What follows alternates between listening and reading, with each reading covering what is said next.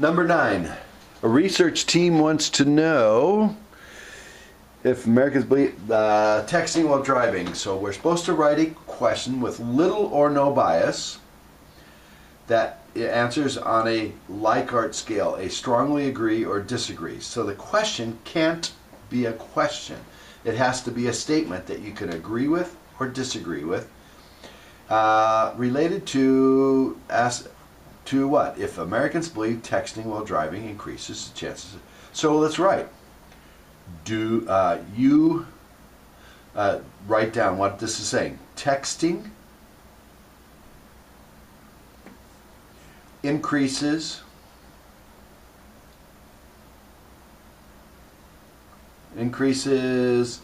the chance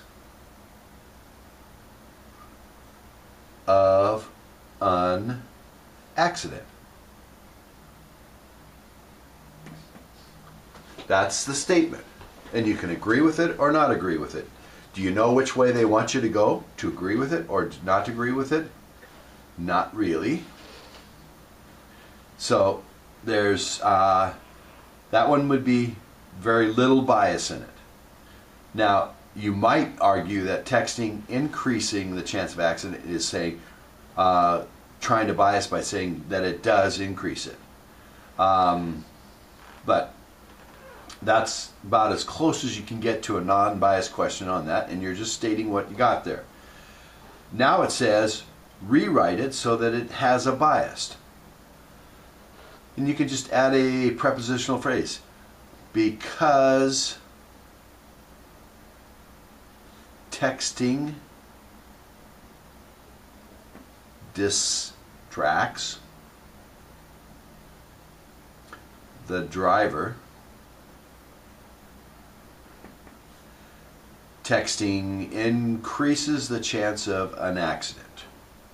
So we can just keep the same sentence, but adding this phrase then gives you a hint that, oh, they want you to say that it does increase. And now it's become a fairly strongly biased question. Because they're saying, okay, you remember, texting is a distractor. It'll get the driver's mind off the road. And you could keep adding more to that. But just something that gives you an indication of how they want you to respond to it, then it's a biased question, a strong bias. Determine the type of study that would be if you were doing this study, and explain your reasoning. Well, we're not going to do an experiment. I'm not going to have some text and some not text and have them get into a wreck. So this would be an observational study. And it could actually be a case study where if you're asking the question, it would be a survey and it would be observational. You could turn this into a case study and just say, okay, let's look at all the past history of accidents and see how many were texting while driving. And then you're doing a case study versus an observational study. Okay, but I would go with observational since this was a survey question. Okay, 10. Assume that a study shows a positive correlation between Red Bull and a drink, the amount of Red Bull you drink, and the grade you get. A positive correlation means it's going up. The more Red Bull drunk, the higher the grade. And you're supposed to assume a study shows this. So you're not going to doubt the study. The study concludes that drinking Red Bull improves your grades. Do you agree or disagree? Well, based on this study, you would have to agree. Now, you may not agree yourself personally, but if you assume this study is correct, then you have to say it does because it's a positive correlation. Yes, because the study shows a positive correlation.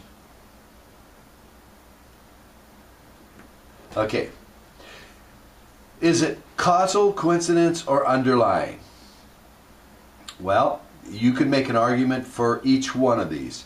You could say, well, there's no relationship. I mean, some people drink Red Bull, and some people, and it's a coincidence that they get a better grade. You could make an argument for underlying cause.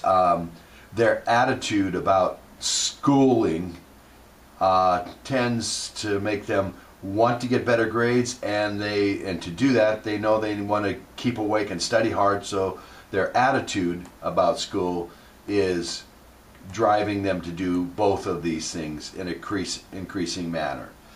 If they don't care about it, they don't drink as much Red Bull, and they don't care about their grades, and it goes down. So you could say there's an underlying cause, or you could say it's causal. Yes, drinking Red Bull really does improve the grades. The Red Bull adds this extra bit of excitement about school and gets you pumped for doing better grades. But I would say, for the most part, it's an underlying cause. Something else is caused. Your attitude is causing you to drink Red Bull and want to get better grades, and so those two are working together because of your desire to do well. Okay? And then finally, give one example of how a graphic design might be misleading. Well, we have the one where we chopped off the distance for the car braking distance. That's misleading because some of the graph is chopped off. So if there's a missing part of the graph, that could be something you do. There's the one in the book where the dollar goes to a different size, and it's half as long, so it's half as much, but really it looks like 1/4 as much if you compare it to the original dollar. So those kind of things are misleading, and any of those could be that. You saw some student do a pie graph and flip-flop the pies to make it the one taken out, since it was pulled in front, made it look bigger than the piece it was taken out of, even though that was obviously bigger than this. So there's different ones that you could do, and that was part of what your project was about, so you should be able to come up with something on that. All right.